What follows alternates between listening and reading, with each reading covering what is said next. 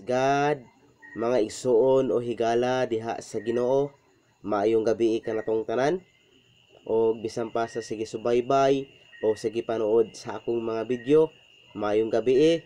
Ani ana usab ang inyong ubos nga alagad, Brother Edward, magamantala na usab og hamubo nga mga pulong, agig pagdasig o pagpahinumdom sa matag usa nato ang kinabuhi tungod kay ang Dios kanunay nagapahinumdom nga kung wala ang Dios wala tay mahimo. Adunay verse akong pagabasahon. Sulat ni Santiago, Kapitulo 2, versikulo 14 nga nagingon, mga igsuon ko, unsa may kapuslanan, kung ang usa ka tawo magaingon nga aduna siya pagtuo, apan wala siya binuhatan, makaluwas ba ka kaniya ang maong pagtuuha? Adunay question mark nga nahitabo. Moingon ko diha kaninyo igsuon o higala diha sa Ginoo? No, dili jud maluwas ang tawo nga adunay siya pagtuo apan wala siya binuhatan, kay nagingon ang iyang pulong sa Santiago Kapitulo 2 versikulo 17, sa ingon usab niya na ang pagtuo patay kun kini walay binuhatan. Nagapasabot nga patay ang pagtuo kung kini walay binuhatan. Padayon ta. Apan taong kulang-kulang, buot ka bang masayod nga walay kapuslanan ang pagtuo nga bulag sa binuhatan? Nagapasabot diay kung aduna kay pagtuo dinuyugan sa binuhatan.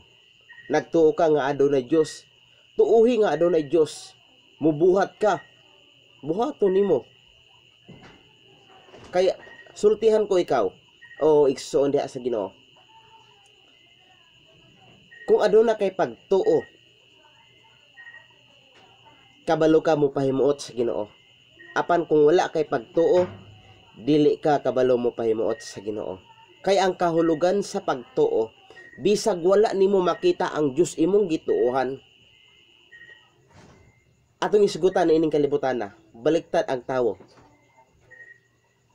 Ang mga tawo na aniya sa kalibutan, baliktad ang ilang hunahuna. Adisir pa sila mutuo kanang ilang makita mismo sa ilahang duha ka mata. Apan ang pulong sa Dios nagingon. Biblical, Hebrehanon Kapitulo 11 versikulo 1, nagingon ang ihang pulong. Atong basahon. Karon ang pagtuo mao ang pagsalig kanato sa mga butang atong ginapaabot og panghimatuod sa pagkaanaa sa mga butang nga dili nato makita. Nagapasabot ang kahulugan sa pagtuo bisag wala nimo makita imong gituohan. Ingana usab ang atong pag-alaga diha sa Ginoo. Tuuhi nga ang Dios pamuhat sa imong kinabuhi. Kay patay ang pagtuo kung kini mahimulag sa binuhatan. Kung ano na kay pagtuo, duyugi sa binuhatan. Kay mo na ang ikapahimuot sa Ginoo.